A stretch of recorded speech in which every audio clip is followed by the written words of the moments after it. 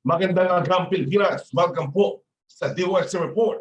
Ngayong araw ng Biyernes, May 27, 2022. Punong-puno po tayo ng mga nababanong saka, teknolohiya at inovasyon para sa bayan na ihatid po sa atin mismo ni DOST Secretary Fortunato Boy de la Peña. Magandang araw po si Boy. Magandang araw din sa iyo, Onin, at magandang araw sa ating mga taga-subaybay. Alam po handa ng ating mga taga-subaybay na makibalita sa ng teknolohiya sa magsulok ng Pilipinas. Kaya naman narito na po si Secretary Boy para sa kanya report. Tulad ng dati ay meron tayong i-report ngayon ng mga accomplishments ng mga agencies and offices ng Department of Science and Technology for this week.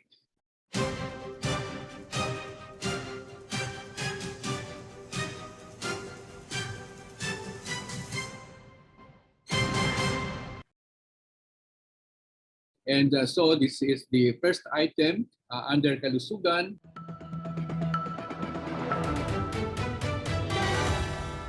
The DOST, Philippine Council for Health Research and Development, has initiated the Philippine Birom database project. So the DOST, Philippine Council for Health Research and Development, is supporting the Philippine Birom database project being implemented by the Philippine Genome Center of the University of the Philippines. The two-year project, which is being led by Dr. John Michael Yap, aims to first augment the existing computing infrastructure of the Philippine Genome Center to be able to host a dedicated local viral genomics database, and also to explore and develop bioinformatics methods or tools useful specifically to the needs of the local scientific community, and also to make the analysis tools freely available to the research community through a web portal. The outputs of this project, such as computing infrastructure and analysis tools made available by a web application, will be an enabler for large-scale genomics projects in the country. Now, on its second year, and last year of implementation, the project has developed a proof of concept virtual private cloud for the deployment of the database and its services through the Philippine Genome Center's core facility for bioinformatics. And they have a working data model for the database and the initial design of the web interfaces, including the initial features of the application. They also identified bioinformatic processes that can be automated or improved. The next report still comes from the DOST, the Philippine Council for Health Research and Development, and this is their funding of the project on vaccine immune response. And they reported that they have already started with an initial 125 participants. The DOST PCHRT is supporting this two-year project entitled Vaccine Immune Response and Outcome Monitoring with Epitope Sequences, or in short, we have the Biroms project. And this would be application to the Philippines WHO Solidarity COVID-19 vaccine trial, and this is led by Dr. Salvador Eugenio Kawili of the University of the Philippines College of Medicine. Among the objectives of the project would be to compare the SARS-CoV-2 strains among participants in the vaccinated group and the placebo-injected group to determine genomic variations of SARS-CoV-2 detected among the WHO Solidarity Trial vaccine participants, and to correlate the molecular characteristics of circulating SARS-CoV-2 genotypes with severity of COVID-19 and host immune response. So as I mentioned, they have now a total of 125 participants, and approximately 882 samples have already been obtained for this study. So this study and its results could form part of a comprehensive framework for diagnosis, treatment, and prevention of COVID-19, especially in the setting of mass vaccination with a wide variety of distinct vaccines that complicates disease surveillance and vaccine program monitoring.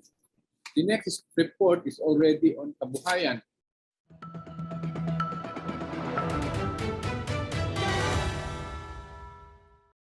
And the first item on kabuhayan is a report from the Ilocos region, DOST Region 1, about their beneficiaries in their community empowerment through science and technology program. Their beneficiaries actually conducted benchmarking for their loom weaving enterprises. And this is in partnership with the Mariano Marcos State University, as well as the local government unit of Dumalneg. And the benchmarking to 4 loom weaving centers in Ilocos Norte was done on May 5, 2022 as part of the project INABEL, or Innovation on Native Attire, Bracing and Encouraging Livelihood. The activity aims to support the production of government-created enterprises such as the Dumalneg INABEL Association by identifying the necessary equipment and materials and exposing them to the best practices of the region's famous loom weavers. So our DOST Region 1 believes that the project has a potential commercially that could help in preserving and nurturing the culture of the beneficiaries. The next item on kabuhayan is also from Region 1, from the Ilocos region, and this is a report on their upgrading of a metalworking enterprise located in San Carlo City, Pangasinan, through the Small Enterprise Technology Upgrading Program. The company is named RFG General Merchandise and is represented by the owner, Roberto Gonzalez, and his wife, Mrs. Remia Gutierrez, which is now a beneficiary. The company is now a beneficiary of the Small Enterprise Technology Upgrading Program. This is a metal and fabrication shop, and their aim is to upgrade their production processes and eliminate outsourcing practices through technology intervention. Okay, so they want to produce more of what they need rather than outsource. The next one is a report from DOST Region 2, and this is on the awards that they gave for the livelihood projects of 3 communities under their Community Empowerment through Science and Technology program. And this is in partnership with the Department of Social Welfare and Development. The 3 associations are from the Nueva Vizcaya province, and aside from providing the necessary equipment for their production, okay, DOST Region 2 will also equip them with technical expertise and technical know-how through consultancy services. The next report, still on kabuhayan, comes from Region 10. DOST Region 10 revisits grassroots innovations in marginalized communities in the towns of Lantapan, Balay-Balay, and Valencia, all in Bukidnon. The innovations of the Talaandig tribe in Lantapan, Bukidnon, was already showcased and revisited on April 26 to 27, 2022 by the DOST Region 11 and Region 10. This is through the Lakbay Solutions Mapping, Trainers Training and Immersion for the Grassroots Innovation for Inclusive Development, or the GRIND program. The GRIND program aims to empower marginalized communities and bring science and technology closer to the margins. The next report is on the assistance that was given by DOST Region 10 to a yacht manufacturer in Misamis Oriental that has been given innovation funding for the acquisition of their CNC router and 3D scanner through the DOST Small Enterprise Technology Upgrading Program. Here, the DOST Region 10 in Misamis Oriental is spearheaded the technology upgrading of Agis Dive and Aqua Sports, the only fiberglass boat and yacht manufacturer in northern Mindanao. The technological support comes from the Small Enterprise Technology Upgrading Program, or SETUP, and the total amount of the innovation fund is 2.2 million pesos. These were used to acquire the 2-axis CNC router with the Rhino 3D software, which is a computer-controlled cutting machine for different types of surfaces, including the 45-footer speedboat and Sea Ray Sun Dancer. This upgrading has empowered the firm to increase the production volume by reducing production time from 140 days to 90 days. Moreover, the firm is now able to cater to numerous orders from Luzon and Visayas regions. This milestone has led to a 404% sales increase despite the challenges brought about by the pandemic. The next report still comes from Region 10, and this is regarding the awarding of Set-up Innovation Funding to 3 companies that are located in Manolo, Portage, and in Malaybalay City. So the technology assistance from the DOST, which in this case amounts to a total of 2.9 million pesos, will boost the production of first the pineapple leaf fibers in Manolo, Portage, and the packing boxes in Malaybalay City. The recipients of the financial assistance through the DOST Set-up program are SAR Shalom Fiber Products Incorporated, which utilizes pineapple waste from the operations of Del Monte Philippines Incorporated to produce pineapple leaf fibers, and Print Avenue, and the other one is Print Avenue and Computer Services, which is the first to offer customized packing boxes in the province of Bukidnon. So with the provision of SNT Innovations, SAR Shalom Fiber Products is expected to increase its productivity by 150%. On the other hand, Print Avenue and Computer Services will also increase its production by 82% with the acquisition of the appropriate technologies. Print Avenue will be able to supply and accommodate custom printed packaging boxes and flexible orders to small businesses in the province. The next report, still on Kabuhayan, comes from DOST Rizal in the Calabarzon area, and this is regarding of their conduct of a training on cassava production for agrarian reform beneficiaries from the Department of Agrarian Reform. The purpose is to enhance the knowledge and skills of the farmers in cassava production. And the DOST Rizal, in partnership with the Department of Agrarian Reform of Rizal Province, conducted a 3-day training on cassava production with the Organization of Agrarian Reform Beneficiary Farmers of Inalsan Incorporated. And the training was done from May 4 to 6, 2022.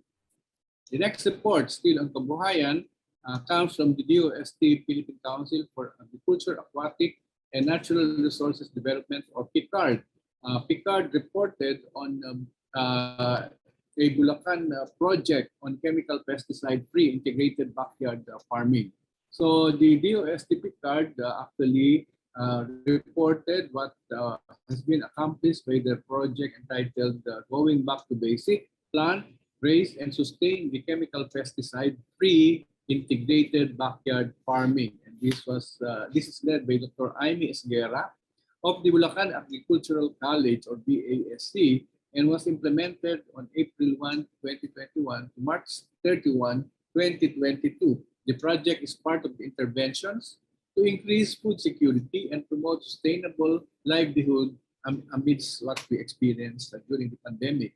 And the project, the resource person, Dr. Esguerra, reported that with the total project funding of 693,000 pesos, they were able to capacitate 93 women farmer beneficiaries on vegetable production, preparation of organic fertilizers and biopesticides, and free-range chicken production with the help of the municipal agricultural offices of the municipalities of San Miguel, San Ildefonso, and San Rafael in Bulacan. The next report is coming from the Pampanga State Agricultural University, or PSAU. PSAU is known for their Tamarind R&D Center, but this time they also showcase new food products coming from bamboo. And these are outputs of the DOST PICARD project entitled the Pampanga State Agricultural University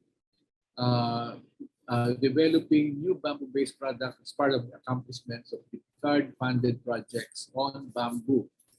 The first project, entitled Enhancing Bamboo Shoot Production and Product Development Through Science and Technology Intervention, which is a livelihood project, showcase new products from bamboo shoots. Now we go to the kaayusan part of our report.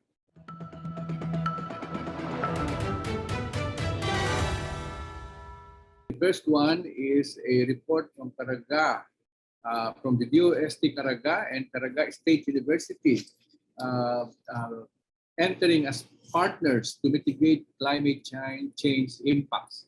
So a memorandum of agreement was signed on May 16, 2022 between the Department of Science and Technology Caraga and the Caraga State University or CSU, as well as the local government of Barangay Tagilaman, to launch the project development of smart pico hydro system for electricity generation. The project is part of the Center for Renewable Energy Automation and Fabrication Lab Technologies program on production of alternative clean energy and power, which aims to save energy by promoting the smart pico hydro energy system. And this is in Barangay Tagilaman, okay, in Caraga. The next report comes from Region 2. This is a report that the Cagayan State University E-Mobility R&D Center was recognized by DOST as an outstanding niche R&D center. The DOST needs research centers in the regions for e-mobility R&D is lodged at the Cagayan State University, and this has been recognized as one of the outstanding niche research and development center in the Philippines on May 13, 2022. The e-mobility R&D Center, located at Cagayan State University, has successfully converted conventional tricycle to electric tricycle. And more so, the local government unit of Tuguegarao signified its intention to craft a local ordinance for a subsidy for any interested tricycle driver to convert. The production of an efficient and relatively low-cost e-trike will help the government to encourage people to shift to electric tricycles. The center will also produce cost-effective and energy-efficient e-trike parts, which will result in lesser carbon emission and lower fuel and maintenance costs. Moreover, DOST has invested over 321 million pesos on e-mobility-related projects to modernize and uplift the transportation sector and reduce carbon emissions to save the environment. The award was given to R&D projects that made a significant impact on the lives of every Filipino in the country. And the award, okay, was received by Regional Director Virginia Bilguera of the DOST and by Dr. Julius Capili of Cagayan State University.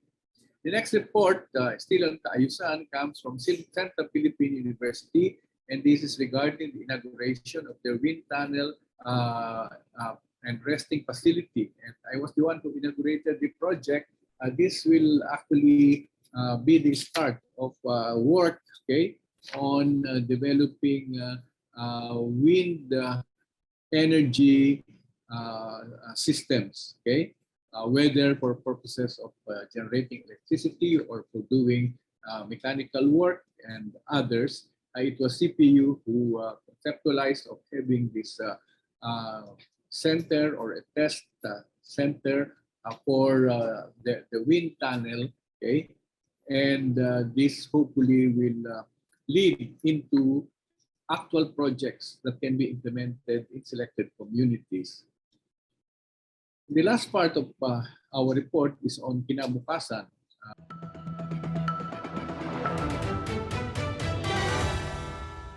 The sociologist, researcher from NRCP, Dr. Gloria Luz Nelson has presented policy recommendations on safe places for the youth in emergencies and disasters. Dr. Luz Nelson is a sociology professor and an NRCP member. Okay, and in the latest presentation on gender and development. She presented policy recommendations on protecting women and youth in emergencies and disasters. Said recommendations are intended to avoid return migration to former places which are commonly dictated danger zones. This report from the National Research Council of the Philippines says that the Philippines Best Wildlife TV show has featured the NRCP project on macaques. NRCP funded the research program on long-tailed macaques featured in a wildlife documentary TV show, Born to be Wild. Long-tailed macaques or macaca fascicularis, commonly known as maching or unggoy, are old world monkeys and the only monkey species in the Philippines based on the article by Ong and Richardson and published in the International Union for Conservation of Nature's Red List of Threatened Species. Macaques are known to successfully occupy a variety of natural habitats, including rainforest, freshwater, and marine coastal areas, and even along forest edges, which places them in close proximity to human settlement. Next report comes from, again, from the National Research Council of the Philippines, saying that they have featured DOST scholar mathematicians in their third iShare website. Two 2019 Achievement Awardees of the National Research Council of the Philippines shared their success stories in the chosen field as part of the third episode of Stories of iShare, which means stories of inspiration, success, and creative research. And featured were Dr. Landon Ocampo from the NRCP Engineering and Industrial Research Division, who is an Associate Professor 3 at the Department of Industrial Engineering, Cebu Technological University. The other one is Dr. Henry Adorna, NRCP Mathematical Sciences Division, Professor, Department of Computer Science, University of the Philippines, Birom. Now, still on kinabukasan, we have a report from the DOST Forest Products Research and Development Institute, or FPRDI, regarding their studies on old and productive fruit-bearing trees as possible substitutes for commercial timber. Old and productive fruit-bearing trees that abound in rural areas may help address local wood industry's huge demand for raw materials. Many of these trees get uprooted whenever the country is hit by strong typhoons. With this, the DOST FPRDI studied the physical and mechanical properties of PMP of fruit-bearing species, namely nangka, santol, durian, and mara. Okay? And also underutilized three species, antipolo and batino. The next report comes from DOST NCR, stating that the JV Ongpin Foundation eyes the expansion of educational grants and technical assistance to NCR community empowerment to science and technology areas. The DOST National Capital Region discussed possible partnerships with the Jaime V. Ongpin Foundation Incorporated during a meeting last May 17, 2022. The JV Ongpin Foundation Incorporated, through its Embrace or E-Innovation Program, aims to provide students with scholarship support on science, technology, engineering, and mathematics courses, as well as to establish a shared facility to house educational equipment. Target student beneficiaries will come from various communities in Metro Manila under the DOST NCR Community Empowerment through Science and Technology Program. Next report comes from the DOST Industrial Technology Development Institute, stating that the institute received a Level 1 Philippine Quality Award last May 17. Okay? This is from the Department of Trade and Industry during the face-to-face conduct of a small conferment ceremony. The Philippine Quality Award is conferred annually to organizations that have demonstrated management excellence. The next item, still on kinabukasan, comes from our DOST Technology Application and Promotion Institute, stating that they have supported 16 intellectual property applications which they filed under their Intellectual Property Rights Assistance Program. So this program actually offers a holistic package of assistance for patent, utility model, industrial design, copyright, and trademark applications for private individual inventors and also various institutions and researchers through financial assistance and consultancy services. And now for the last item, still on kinabukasan, this is an update on the Philippine-Iran partnership. A Philippine delegation led by DOST Undersecretary for R&D Rowena Piscina Guevara visited on May 21 to 22, 2022 various scientific institutions in Iran, such as the Iran Nanotechnology Innovation Council, the Tehran University of Medical Sciences Preclinical Core Facility, the National Brain Mapping Laboratory, and the Advanced Medical Technology and Equipment Institute, among others. The said mission aimed to learn more about Iran's health initiatives, particularly its biomedical and preclinical systems, and identify possible collaborations. Health experts will also stay in Iran to attend workshops on preclinical imaging and brain mapping applications and techniques until May 30, 2022. So that is all for the DOST report for this week on accomplishments by our agencies and officers. Maraming salamat po sa Boy. Natungin po ninyong kabuuan ng DOST updates para sa nadaang linggo. May labis na mga balita, maaari mo itong balik-balikan. Bistahin lamang aming website, dostv.ph, o i-download ang DOST TV app sa inyong Android phone para pwede ka manood ng DOST report anytime, anywhere. Sa aming pong pagbalik, makasama po natin ang ilan sa media partners ng DOST mula sa iba't ibang reyon ng bansa. Huwag pong imimitiw, magbabalik pa ang DOST report. Flavors of Science. Kikilitiin namin ang inyong pag-iisip, pati na rin ang inyong panlasa sa mga kaalaman tungkol sa siyensya sa likod ng produksyon ng pagkain. Ibabahagi namin ito sa aming official Facebook at Instagram pages, pati na rin sa aming YouTube channel. Mag-like, follow at subscribe na sa DOST Picard. Ito po yung nakatutok sa DOST Report ngayong huling Biyernes ng Mayo at ito po ang huling yugto ng ating DOST Media Partners Interview Series. Tama ka, Onin. Sa nakalipas na 4 na Biyernes ng Mayo ay nakasama natin ang iba't ibang media personalities sa print, sa television, sa radyo, sa cyber. At sa ngayon naman ay bilang pangwawakas ay makakasama natin ang mga media personalities mula sa regions. Nakatuwang din naman ng DOST sa paghahatid ng mga balita tungkol sa agham at teknolohiya sa ating mga kababayan. Opposite Boy, ang makasama po natin, Mr. Wilson Lee Flores, columnist mula sa Philippine Star at moderator ng Pandesal Forum, Ms. Yoni Alquire, teleradyo host sa Radyo Pilipinas, Lucena at Dayag Mimaropa Program. Magandang araw po sa inyo.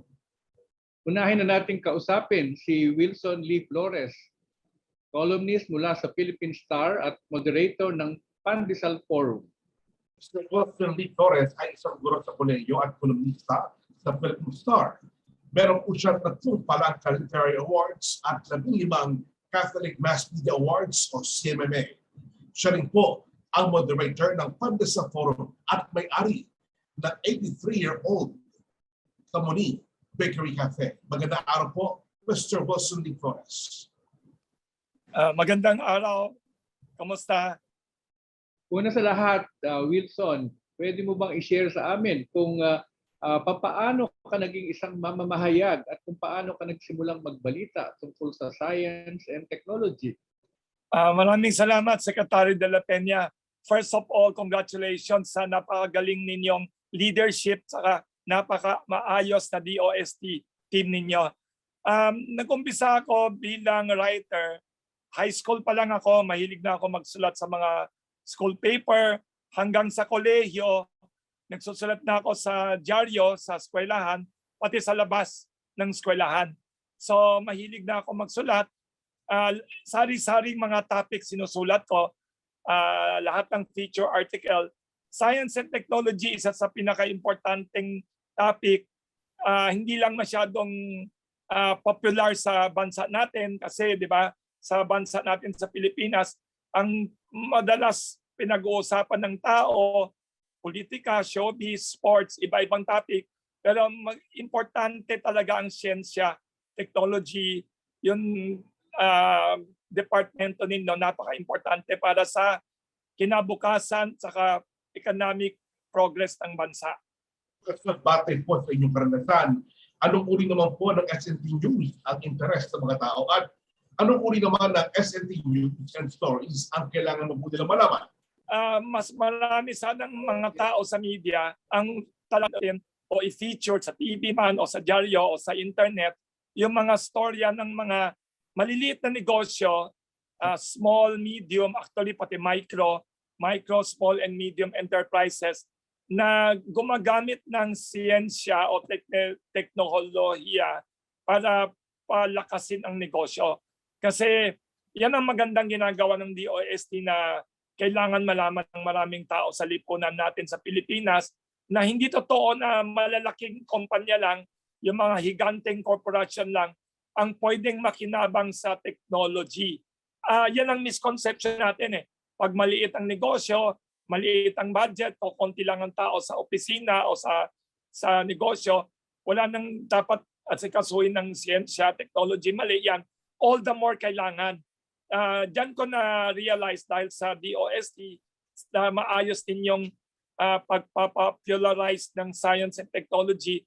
Ang mas nangangailangan ng siyensya at technology, mga small business. Kasi using science, kung dahil may science at technology, pwedeng maging equal ang playing field. Yung maliliit, may kayang labanan. Yung malalaki, pwedeng maging mas competitive, mas efficient. Actually, hindi to luxury, hindi to extra effort lang. Kailangan talaga sa survival ng maliliit na kumpanya ang siyensya. All the more. Hindi lang yung mga higante. Doon maganda. Yan ang isa sa naisip kong napaka-importanting storya na asikasuhin dapat ng media na ginagawa na ng DOST sa buong Pilipinas. Sa experience mo, Wilson, with DOST, ano ang mga pagbabago nangyari itong mga nagdaang taon tungkol sa pagbibigay ng balita o impormasyon ng ating DOST sa media para sa ating publiko? Salamat, Secretary de la Peña, sa tanong na yan. Number one, kayo mismo, Secretary de la Peña, napaka-open ninyo sa media.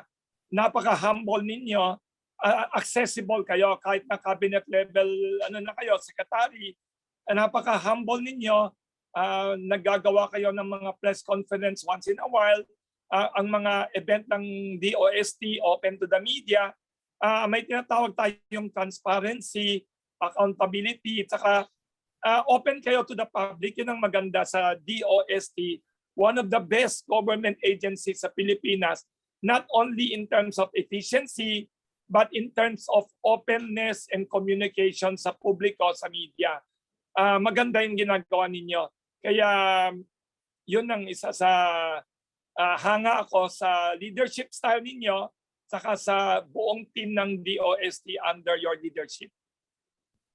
Salamat, Mr. Wilson Lee Torres. Ngayon naman po, makasama po natin si Ms. Leonie Aguirre. May 33 years na pong broadcast program producer and announcer si Ms. Aguirre. Recipient po siya ng KBP Golden Dove Award ng 2005 para sa kanyang programang Lakbay Harana. Siya po ay teleradyo host sa Radyo Pilipinas Lucena at host ng Layag di Maropa. Magandang araw po, Ms. Leonie. Magandang araw, Sir Onin, at sa lahat po ng ating mga taga-subaybay, isang magandang umaga, magandang araw. Ms. Aguirre, maaari mo bang i-share sa amin kung papaano ka nagsimula sa pagbabalita tungkol sa science and technology? Magandang araw din po, Secretary Boy. Ganito po yun, late 1990s, meron pong regular info bits material ba na dumarating sa Radyo ng Bayan noon, ano, kung saan ako empleyado. Regular ko rin po itong nababasa at kasama sa mga news item doon ay ang iba't ibang mula sa iba't ibang national agencies, ano, at syempre isa doon ang DOST na nakakuha sa akin ng aking atensyon. No? Magaganda kasi yung mga impormasyon at mga balita na tungkol sa science and technology. Kaya nagka-interest ako simula noon. At nang magkaroon po ng pagkakataon na magkaroon po ba ng hatian or yung alam kung ano yung mga bit assignments namin para sa reporting, talaga pong pinili ko, personal choice, ang DOST, no? At mula po noon, 3 dekada na sa ngayon na radio announcer tayo at regular ko pong sinusulat ang mga balita na galing sa DOST. Na-reinforce nga po ito nang ako ay magkaroon na ng sariling programa na may titulo na Layag May Maropa, kung saan madalas po akong nagkakaroon ng guest, no, na opisyal mismo mula sa DOST. Kaya ganun po nagsimula, no? Nagsimula ang pagsusulat ko at pagko-cover ng mga balitang DOST. Bakit po sa inyong karanasan, anong uri naman po ng SNT News at interes ng mga tao? At anong uri naman ng SNT News and Stories ang kailangan mo po maiparating sa kanila? Ayan, batay po sa aking naging karanasan at sa pakikipag-ugnayan ko na rin at pakikipagtalakayan sa mga opisyal ng DOST at mga line agencies nito, nakita ko po na ang interes ng mga taga Mimaropa ay nakatuon dun sa mga balitang may kaugnayan sa updates on technologies, impormasyon sa mga available technology na maaari po nilang pakinabangan sa kanilang mga pang-araw-araw na buhay, na o di kaya mga balita sa mga programa ng DOST na nakapagdala sa kanila ng improvement. Gusto ko pong i-mention ang ilan sa mga yon na nag-ani po ng mga feedbacks. Ano? Halimbawa, yung technology na ginamit doon sa water desalination sa Marinduque. Yun din pong makabagong makinarya na ginagamit ngayon ng mga katutubo na samahan sa loom weaving. Ito po ay sa Occidental Mindoro. Yung teknolohiya sa aquaculture na ginamit sa pag-aalaga ng hipon at tilapia sa Oriental Mindoro. Yun din pong makabagong corn sheller na ginagamit doon din sa lalawigan ng Oriental Mindoro. At saka itong tiger grass post-harvest technologies naman na ginagamit ng mga beneficiary, katuwang ang RSU sa Romblon State University, lalawigan ng Romblon. So ito po ang pinaka-latest na naiulat natin na interest din po ng mga taga Mimaropa, yung regarding sa Science Centrum, ano, na itinayo po sa Marinduque State College. Ito po ay sa lalawigan naman ng Marinduque. Sa experience mo, Miss Algire, ano ang mga pagbabago nitong mga nagdaang taon tungkol sa paraan ng pagbibigay ng impormasyon ng DOST sa media tungkol sa mga bagay na may kinalaman sa science and technology? Eto, Secretary, ako po'y labis na natutuwa, ano, dun sa magandang ugnayan na aming nararanasan ngayon together with the DOST. Binabalita ko po sa inyo na regular ko pong nagiging panauhin ang mga opisyal ng DOST mula sa DOST Mimaropa hanggang sa mga provincial Science and Technology Director, mga opisyal po ng mga line agencies ng DOST. Doon nga po sa aking program na Layag May Maropa.